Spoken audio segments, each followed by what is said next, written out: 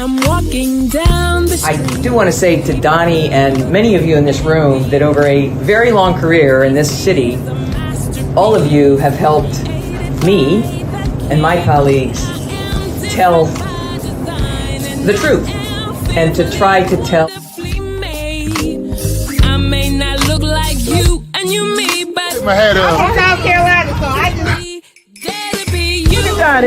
What does this event mean to you, Miss Peggy Mars? Oh, my heart, Happy 20th anniversary. my heart is about loving up on my sisters. Do you know what it feels like to have your sisters in the room? Don. And dare to be different and unique. I'm gonna be the best me I can be by letting His glory shine through. I am beautiful, I am blessed, but not just what you see in the flesh. I'm free from people, free from myself. There's a The doctor lived next door to the janitor to the reverend, and the lawyer. We were together. Now we get so high and mighty that you create stress for your society because you don't like poor black folks either. That's a health problem. Get yourself together so I can stop being taking care of geriatric people and get back to pediatrics. I thank you, Doni, for all you've done. Let's keep doing it for all the more.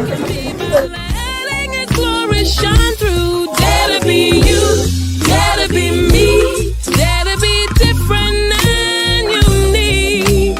I'm gonna be the best me I can be by letting His glory shine through. And I dare you, I dare you, I dare you to be you. First name's Doni, last name's Glover. In it to win it for the long haul, baby. Mr. LaRian Finney, good morning, sir. Good morning, Donnie. How you doing? Man, life's a bowl of cherries. Just gotta know how to pick them. You got that right. What you been up to? Oh, man, just working, man. Getting ready for, a lot of stuff in 25. Just staying to the grind, man. Trying to help people make some money and keep building for our city, man. How long you been doing this, LaRian? My company is 25 years this year. Happy anniversary. What you doing for it? We got a lot of good stuff going on, man. It's the 25th year for Jazzy Summer Nights, the final year. It's also our 4th year of being partners with Preakness, with Afro Preak. We have the 4th year of the Baltimore Man Gala. Then we have CIAA tournament coming on a couple of weeks from Baltimore. Now, 25 years. You started these concerts, if I'm not mistaken, did it start at City Hall? No, so the quick journey, the first one was at Charles Plaza next to Mr. Angelo's office. We had to transition after that first show because the attendance was too large, and we ended up at City Hall for 2 years. And the real home of Jazzy Summer Nights has been Hopkins Plaza. So that's where it really gained momentum and became what we're very proud of as the institution for Baltimore City now. Do you miss the old days? I'm sorry, say it again. Do you miss the old days? No, man. I always look forward. We're very proud of what Jazzy Summer Nights has meant to Baltimore and, more importantly, the region. And we thought the 25th year would be the best time to say thank you. And it's going to be the final season for Jazzy Summer Nights. And we have not gone public, but we're going public now. We're going to take it back home for its last season at Hopkins Plaza, and then do the series finale in front of City Hall. There's so many questions I could ask. What was your favorite performance? My favorite performer of all time was Chuck Brown, man. We had one show with Chuck and Leela James, and I think Chuck may have done north of 2 hours. We ran overtime, but Chuck It's like Live. 02, 03. This was probably '07 or '08, if I'm not mistaken. But Chuck came more than once, didn't he? Yeah, Chuck ended up being the closeout or the 4th of July show, either one based on his schedule. So I would book Chuck every year. Chuck did my birthday party. And I would just sit on the tour bus with him, man, and just have conversations about his love for jazz music, the way that, he pivoted and went into go-go, becoming the father of go-go. But he was just an amazing musician and voice, and had some of the best musicians behind him. What did you learn from him? It's never too late to pivot, man. I think that's the ultimate. And he just has so much pride in his craft and had a commitment to excellence. So the way that he guided his musicians, and I try to do the same with the coach within my company, where we all have a standard of how we want to operate, how we want to present, and how we want to make sure the customer has an experience every time, and we don't take that for granted or normalize it. And you will see that in every Chuck Brown performance. It was always attention to detail and an amazing art form that he put before the public. Now, you talked about the team. There are two people on your team who I can never forget, Johan and Tracy. Yeah. Johan, Yolanda. Gotta throw Darnell in there, Mr. Cigar. Yeah. I mean, it's people that have been with me 25 years, man. Tracy transitioned off Yolanda as well, but Darnell is still working with me on Jazzy Summer Nights. And we just been able to put not just at Jazzy, but at Afro Preak at the Met Gala. We've been very fortunate to put some amazing vendors and partners as part of those activations. And we've seen their companies grow and do bigger and better things. So if I'm most proud of anything, not only the art form that we've been able to bring with some of the amazing artists, but to be able to uplift some smaller minority business, specifically Black-owned men and women businesses in Baltimore, and have them move on, not just to do great things in our city, but around the country. I hear you are rich. That's relative, brother. I don't know where. Don't believe everything here in the streets, Donnie. Oh, I thought that's raised in Cherry Hill. Oh, yes, absolutely. Raised in Cherry Hill, which is my foundation. And really, I just had this conversation a couple of days ago, man. It just gives you a certain intestinal fortitude to push through challenges, always look forward, and never really focus on negative things, man, because at the end of the day, it's always someone else worse off than we are. So we focus. I try my very best each and every day to just, keep pushing on the positive things and the blessings that we have, and to live in gratitude, and ultimately things work themselves out. So that's really the nurturing and foundation I've received from Cherry Hill, and to this day it sticks with me. Okay, well, I'm leading the grassroots effort for everybody who ever got stuck up in Cherry Hill. We want to create a compensation fund, because you don't know how many stories I done heard about people got off that 51 and they went to see a girl, and that was the last we heard of them. What happens in Cherry Hill, man, in that little circle where the 51 drop you off?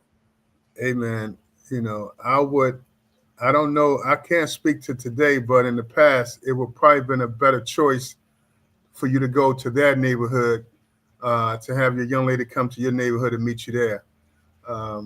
But we can smell blood in the water, and if you get off the bus a certain way, certain things may happen. But I was never part of that side of the track. What was the significance of Baltimore Polytechnic in your trajectory? I mean, it's really all the education, man. The great education, starting in Cherry Hill, then going to Roland Park, and then Poly, and then ultimately at Mount St. Mary's. It just gave you different perspectives, different cultures, different thought processes, and you had to achieve. I was fortunate to play basketball and have a focus in the STEM lane at Poly, and it just gave you the discipline to manage sports and academics, and then also how you integrate, a normal social life. And Poly gave you all three aspects at a very high level. And again, my being raised in Cherry Hill, being educated at Roland Park and Poly prepared me for Mount St. Mary's, which then prepared me for my career in corporate and then ultimately as an entrepreneur. Mm-hmm. One of the first events I remember you doing was now I know I'm going to hack the name, but it was Hyatt Regency. What was the name of the original business event? It was the African American Business Forum. We did African American Business Forum. I think I was working for Diane Bell at the time. Yep, you were. And you were just getting started. And man, I learned so much. One thing I learned is show up. But I met my first web designer at that event. This is when I first got started. And my website was butt ugly. It was real ugly. But you taught me a lesson back then. One lesson you taught me was that, because I was pro-black. And I was looking for a web designer. You said, Doni, you got to find the best designer, regardless of what race they are. How did you come to that conclusion so soon? I mean, you sit and Reginald F. Lawson, who's one of my all-time heroes. You look at any successful business person, it's about collaboration. And I'm very proud that 90% of the vendors and partners that we use for our activations, not only here in Baltimore, but around the country, are African-American men and women, but I also have great collaborators with non-Black vendors who execute at a very high level, whether it's getting all of my banners printed at a high quality and at a price that fits within my budget. I just think that you have to assemble collaborators and partners and team members who have the same ideals and goals, which is at a very high level, and no excuses, no titles. We just put effort to put forth the best product. And that was, 25 years now. And, until my last breath is taken, I'm a firm believer that you have to collaborate with great people and great organizations to really reach your potential. Tell me about Zachary McDaniels, Zach Mack. What do you want me to say about Zach? I've been knowing Zach for 32 years. I met Zach when I had Larry Stewart's place on Calvert Street, and I took him to Miami for his 30th birthday. And he's an amazing guy who puts his city forward, tries to put people in position to succeed, has collaborated with Billy Murphy, who I adore and love, and that firm. So I think we just have to have more folks to be intentional about doing great stuff in our city. And I think Zach is one of those guys and those individuals who put the city of Baltimore on his windshield and try to put as many people in position to do what they do best. And then hopefully that end result will be best for the city. So tell me about Billy Murphy. He's from Cherry Hill too. Yeah, I love Billy, man. He's just, I try to be around the people who do it at a very high level.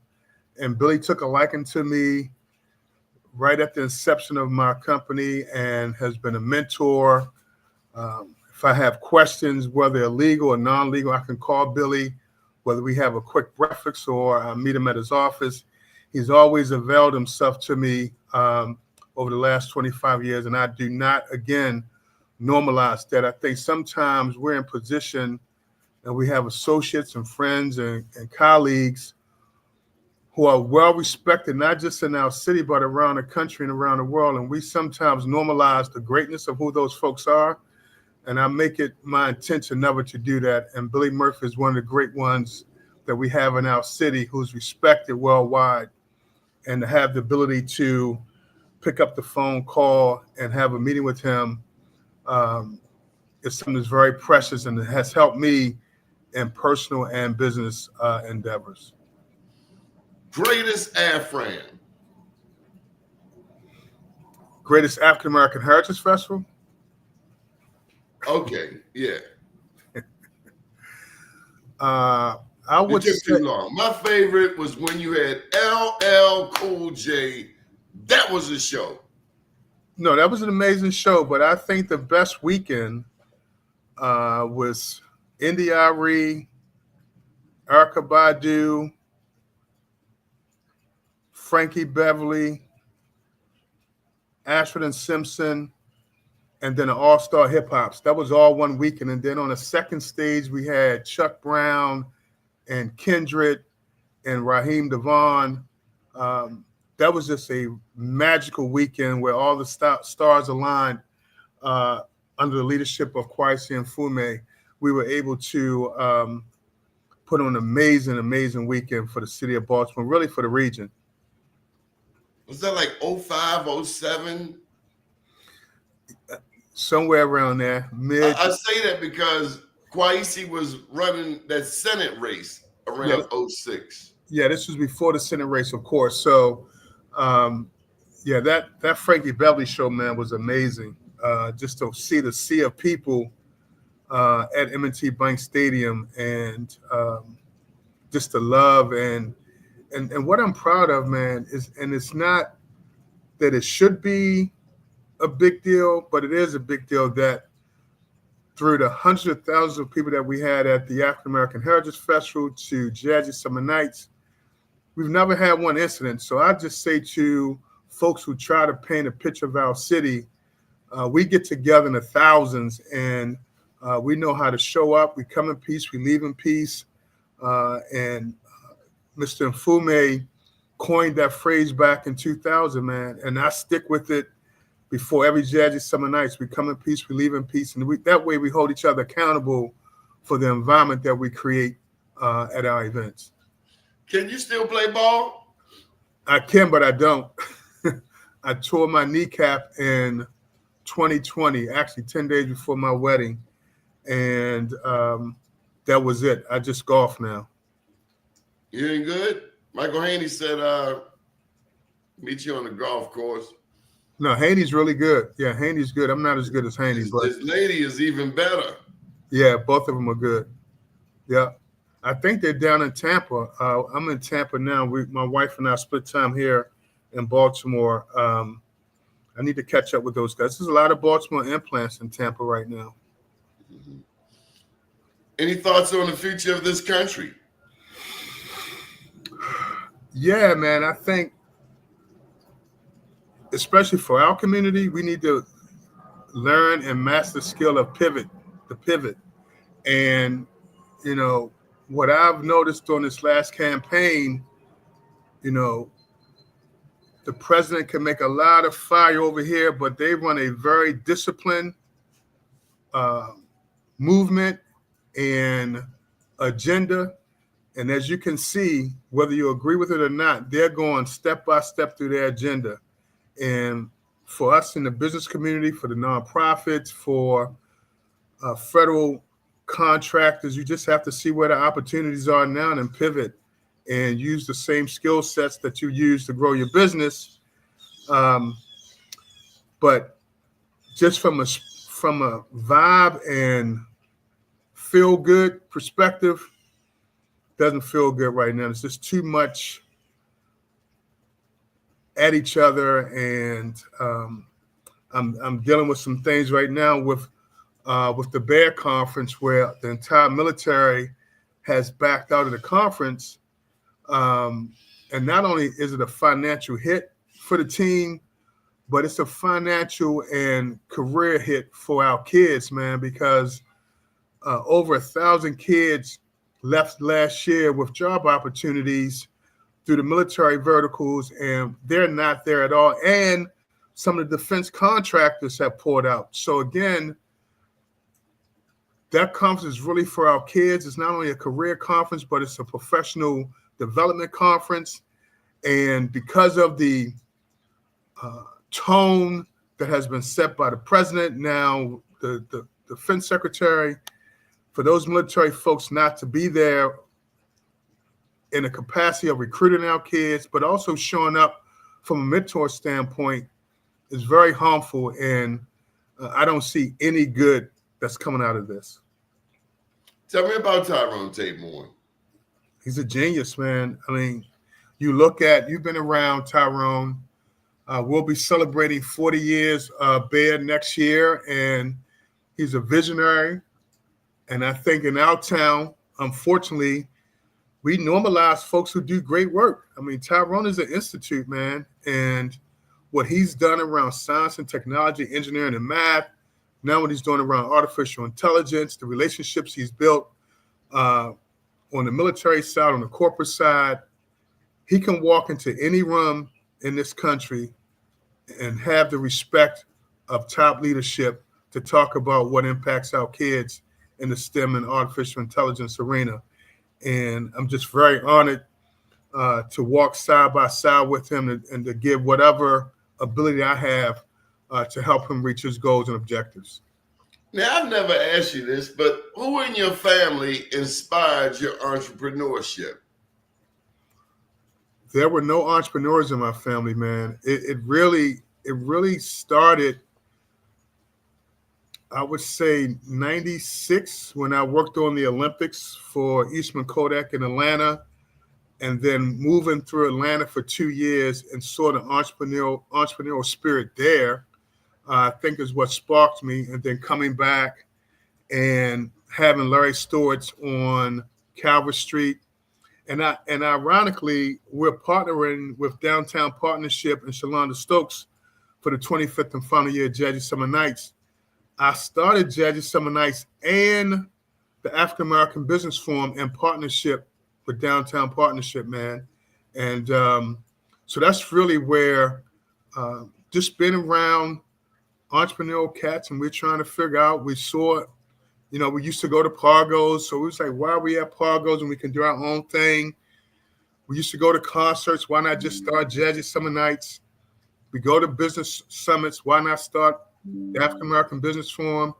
So it's really looking at gaps that had manifested in our community and try to provide a solution, which ultimately turned into me being an entrepreneur for the last 25 years. All right. So who was the next LaRian Finney? Say that one more time. The next LaRian Finney. Oh, I don't know, man. We mentor as many people as we can, but I think they have to put their own identity on the map. I looked up and still read that autobiography once a year on Reginald Lewis, but I would never be him. I can only be who I am. And I would say the same thing for those who are spined, whether it's in the event activation or trying to tie corporate commitments to our community. If it's strategy, all the things that we work in, the spaces that we work in now, you just have to make your own way. It's a lot of talented folks in our city, and we're not short on a great pipeline for talent moving forward. Your favorite Reginald Lewis quote? Oh, keep pushing no matter what. It's easy. That is the lifeblood, man. And, you think about how he was faced with so many challenges before that acquisition of Beatrice, and, had to go to unfamiliar sources to get that deal done. And it showed collaboration. Went to Michael Milken to get some of the funding. So again, I am 100% about our community, but in order for our community to really reach our potential, it's all about collaboration, all about collaboration. And you can't look at one successful business entity that has not collaborated and that has not had help. What do you think about Ephraim out at the zoo? I think that's just where it is right now, man. I always thought that it should be downtown in a prime location. But again, that was a heavy financial lift. So I respect that they try to keep the history of that event moving forward. And it's not an easy ongoing effort, man. It's a challenging effort no matter where that event is. So I take my hats off to the city and to the mayor and to the folks behind the scenes who are making that happen on an annual basis. Should we have it every year?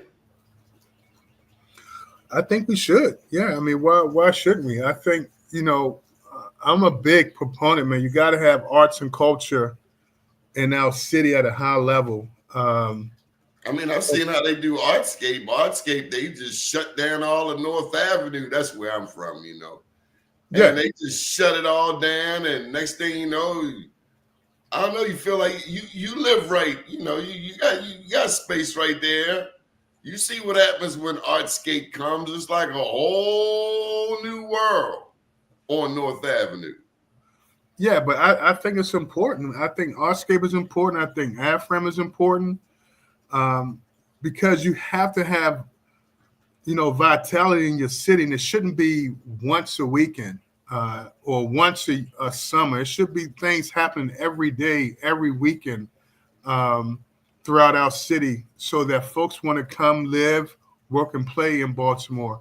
And we have a lot of folks from DC, Virginia, Delaware, Philly, who come to our events, and they're amazed at not just the quality, but the crowds, the attendance, and just the vibe. And I think we should, again, put as many arts and cultural activations within the community so that, it not only churns the economy, but it gives alternatives for folks to do things outside amongst people.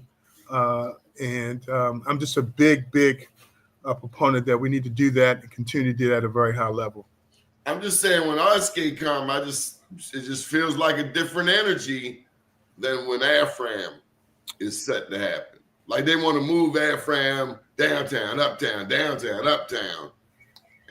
Well, I mean, if you look at Artscape, it's it's going through its new iteration, and selfishly for me, and when we started with Mr. Mfume in 2000, it's two benefits in being at M&T Bank Stadium. One, regardless of the weather, you're not going to be impacted in setting up your site.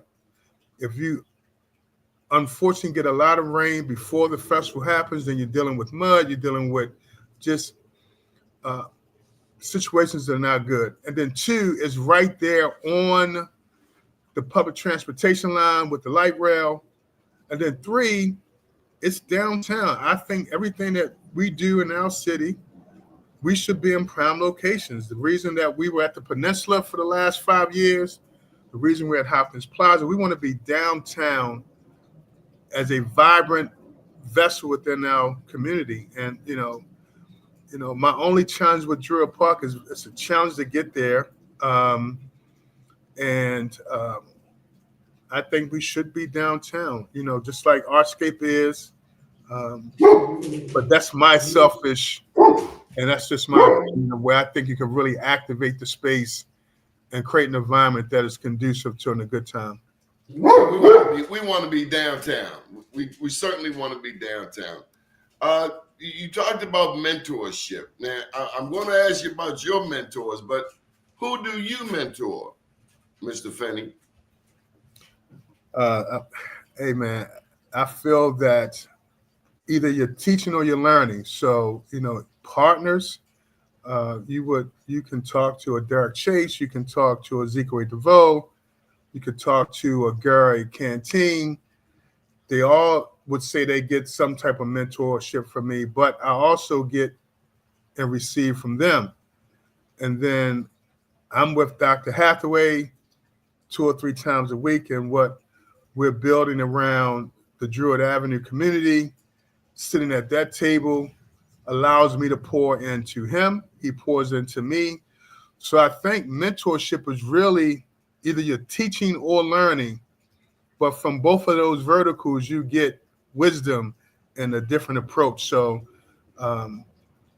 that's my take on it. It's a little different than what most people think, but I'm very blessed, man. I can sit with Dr. Hathaway 2 or 3 times a week. I can sit with Billy Murphy, Stan Tucker.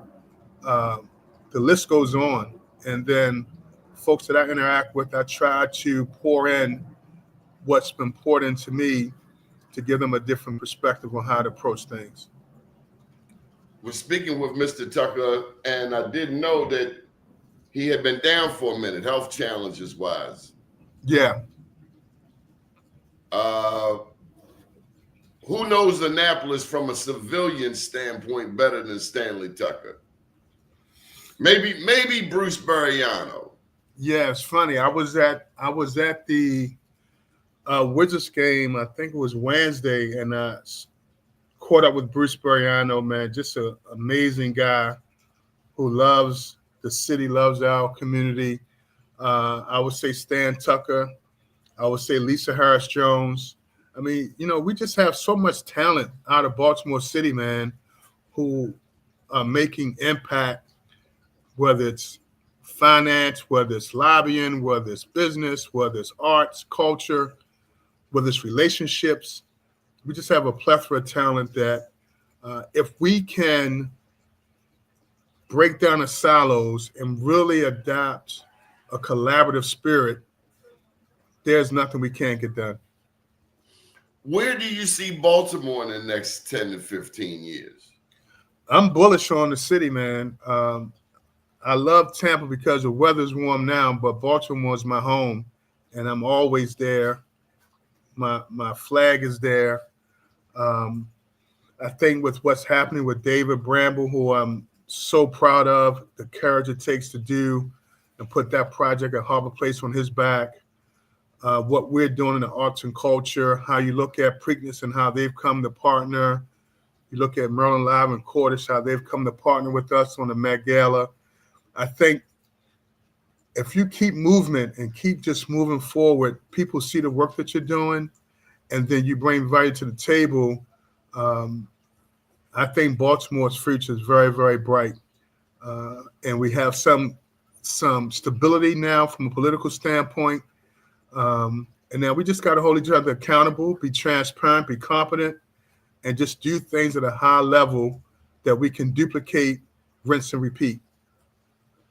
Yeah, we don't like them high-ass gas and electric bills. I'm going to tell you that, though. People give me calls from all over Dodge. Yeah, I don't know what's going on with that, man. It's called a stick-up, just like when you get off that 51 down there in Cherry Hill and you don't know that girl phone number and she come running out the door. Oh, no, he with me. He with me.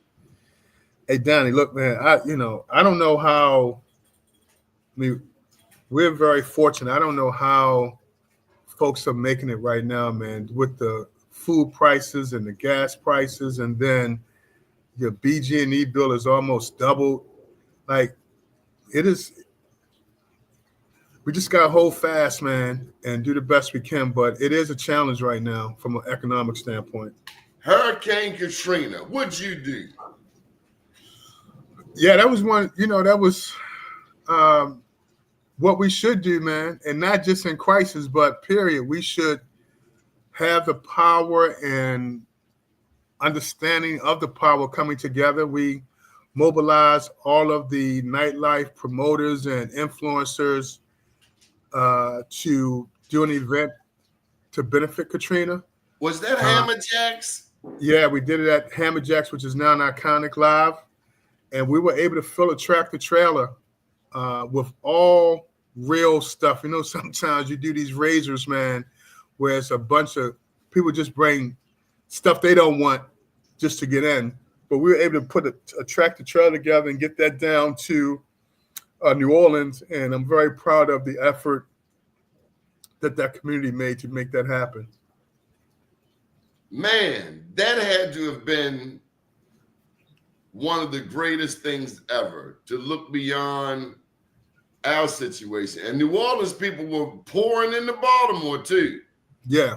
I mean, we have the collective power.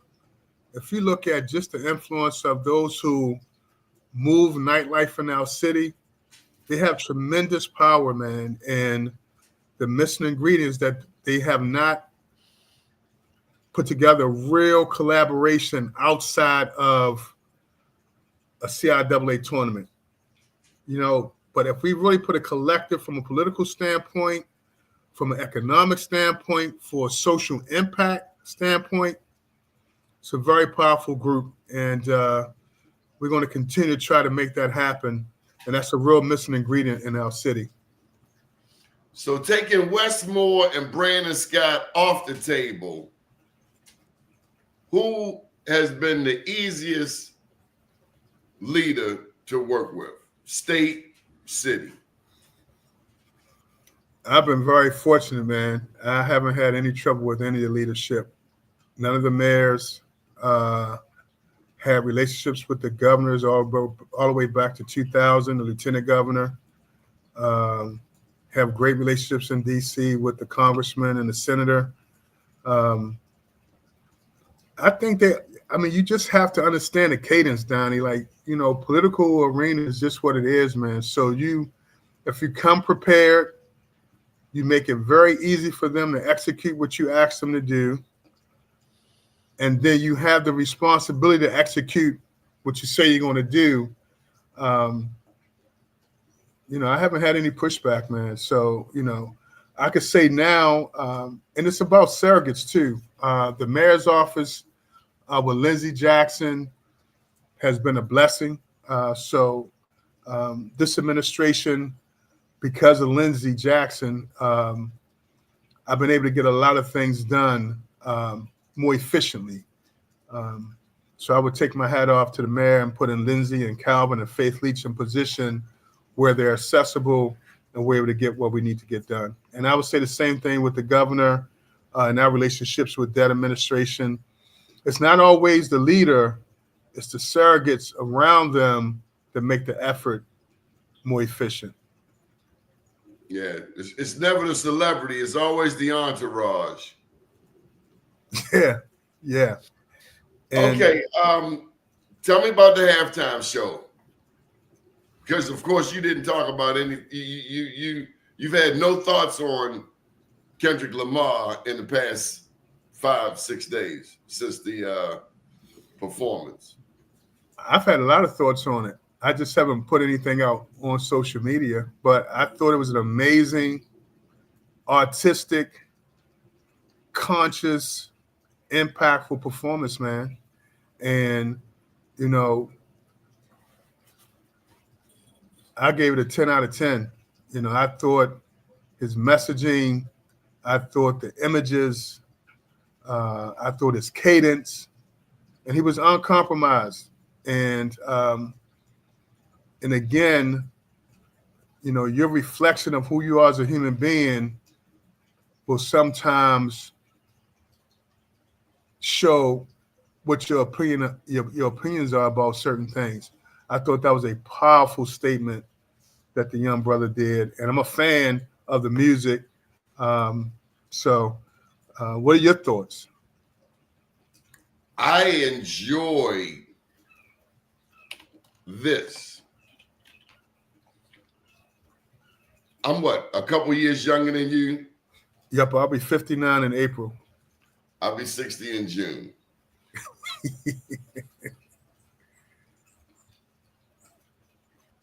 I think the beauty of Kendrick's performance, and not you, of course, but the rest of us had to listen to our children. We had to listen to our translators. if we didn't know who Kendrick Lamar is, we had the benefit of asking younger people in our family, in our circles. And from there, the discussion blossomed versus the far right-wing conservatives who said they did not understand the words. We didn't understand the words either, but easily we could Google the lyrics. But it was more than just Googling the lyrics. And that's where I think Kendrick Lamar provided older Black people, older white people, the opportunity to listen to our young translators, to see what our young people thought about it. I mean, he's a poet, man. He's a poet, and I mean, every performance, you know, I saw him at Coachella, you see him at the Grammys. His live show is amazing. And it's just not preaching. I mean, he is talking social impact. He's talking cultural nuances. He's talking the history of our country. And, you know, what I'm most proud of, like, you can't have folks dumb down things because they're uncomfortable with it. And at any turn when you watch this guy perform, he's never going to dumb down the art or the culture or the music. And, you know, some non-Black people, some Black people want everything, you know, to be the hottest thing. No, sometimes it's the most relevant thing. And I think how he put that 13-minute performance together was genius and should not be underestimated. And I think for the most part, people appreciated what the performance stood for, what it meant, and you know, I have much respect for Kendrick as an artist. Yeah, I thought it was, and then I understand he got more views than Michael Jackson. 131 million. I think Michael was 133. So certainly up there with the great. Top three, absolutely top three. So that means you're going to bring him to Baltimore. Man, I would love to have Kendrick, but it's tough with those big artists. They're typically on the Live Nation belt, and they put those tours together, and it's hard to get a one-off with someone like Kendrick. But you LaRian Finney, man. Hey, look, we're going to try to bring something. I'm working with Darren Atwater. You know, like I said, this is the last year for Judges Summer Nights, and we have a genius within our city, Darren Atwater, who's recovering. God bless my brother and my partner. But in 26, we hope to bring something major to the city, and we'll see. We'll see. How are your young people? My son Ryan is amazing, man. He has 2 months left at St. John's University, so he's going to graduate with honors. Just made the dean's list for the 8th straight quarter at St. John's in New York. My daughter Rachel's in Atlanta doing cybersecurity. She's written 3 children's books. So I'm very proud, man. I think as parents, we can just lay the foundation, help our kids not pay dummy tax by walking through the wrong doors, but then let them fly and be their own individuals. My son was adamant about going to New York. I was against him going to New York. I thought Hopkins was the better play for him, but going to St. John's has been a blessing. He's built his own tribe. He's gotten his own identity. He's excelled, and he has a path forward. So that's all we can do, man. We can just lay a foundation and, you know, let our kids learn and reach the potential that they think they should reach and that God has blessed them with. You know, you mentioned David Bramble earlier, and big ups, certainly shout out to Mrs. Finney. But when I think of David Bramble, did we see that coming? A Black man running the harbor has been laid destitute for 20 years. The gallery died. The only thing popping was some T-shirts at Hooters. Light Street Pavilion, Pratt Street Pavilion, just ghost town. Only the north side of Pratt Street had any type of economic activity. Now David Bramble's there, and some people are up in a tizzy fit. Yeah, but Donnie, I'm very proud of David, man. And, if you look at his trajectory and what he's built in our city, what opportunities provided, how he support folks in our city.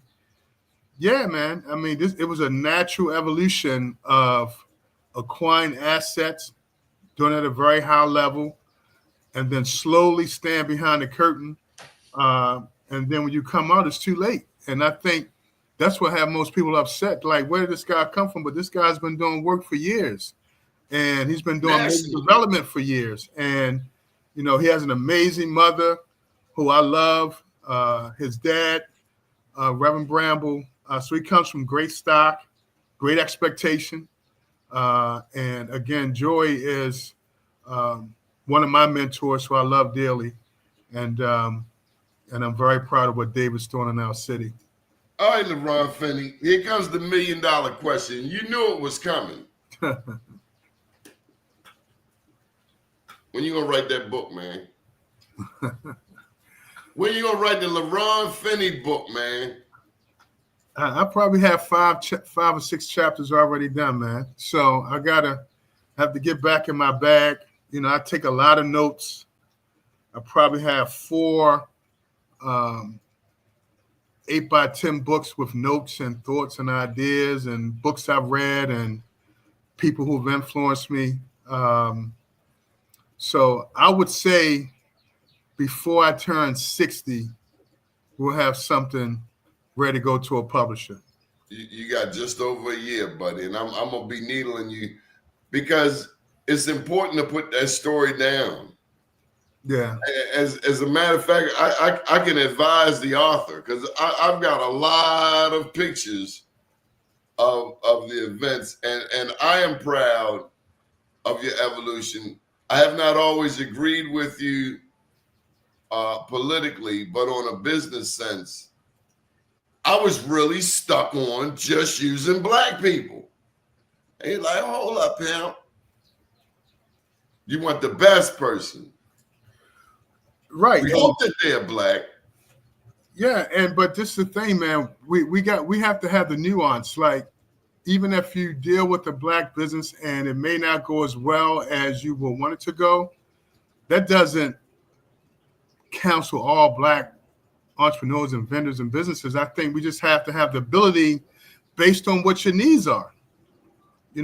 What your needs are. And if your needs cannot be filled to your expectations with a black vendor, then you have to go get a vendor that can do it. And but I'm a big proponent. I look at the project Dr. Hathaway led right there in the heart of Division Street, a $15 million development. The whole top line is black. The developer, the contractor, the title company, the accountant, the lawyer, the marketing company, the strategy.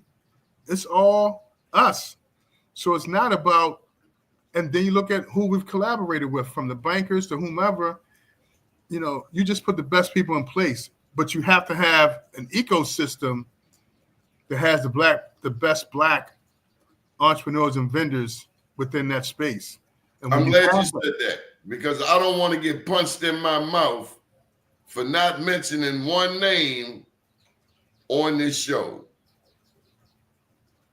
Jimmy Britton. Yeah, I love Jimmy. You look at Jimmy Britton from Class Act. You look at Kevin Johnson from the Commercial Group. I mean, it's just a high level, man. I mean, so it's never, and I've even gotten away from talking about black excellence. I think we're just excellent, period. And when we put ourselves in these boxes, I don't have to walk through the room to let folks know I'm a black man. They see that as soon as I walk through the door. They just need to know that my product is at a very high level. And however they want to box it in, they can box it in. But I'm walking in as one of the top guys at what I do. And whether I'm black or white, that's how I stand on my flag. Good stuff. Last question I want to ask you, what is your favorite country to visit? Oh man, it's a 1A, 1B, man. I love Jamaica, man. My wife and I. It's one of my favorite places. The food, the people, the water, the sun. But I love Tokyo, man. Some of my best times, food and the culture. I probably went there 6 or 7 times with Fertile Ground in the early 2000s, man. And Asia is a. My wife and I, we went to Thailand about 3 or 4 years ago. A great experience. So I would say Asia and Jamaica will be my 2 favorite places to go. Wagwan. And of course, you don't stay on the resort. I know you've been up in the mountains. Yeah, but no, we do stay on the resort. What, in Thailand? No, Or Jamaica?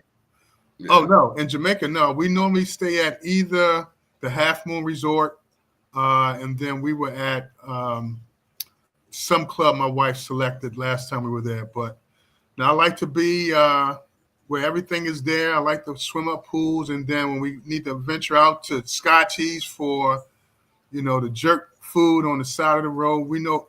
Like I know Jamaica, specifically Montego Bay, like the back of my hand. I've been there so many times, so it's one of my favorite places. Any final thoughts, Mr. LaRian Finney? No, let's just keep pushing, man. Hold each other accountable, and let's not waste too many calories focusing on all the things that we deem negative with this new administration. Let's find out where the opportunities are, learn how to pivot, and focus on the positive, man. Because if you sit there and you wallow in all the negative stuff, it will hold you hostage. So as the great Reginald F. Lewis would say, keep pushing no matter what. And he's at the museum. They have an exhibit there on Reginald F. Lewis now at the African American Museum in Baltimore. I just want you to know you done changed that quote up, because when you first told me about Reginald Lewis, you said it real simply, keep going. That's what I thought the quote was. Keep pushing no matter what. Keep pushing no matter what. Okay. Yeah. Same message. Top of the world to you. Shout out to your family. I appreciate you, Donnie. Thanks for having me on today. Yes, sir. Good morning, world.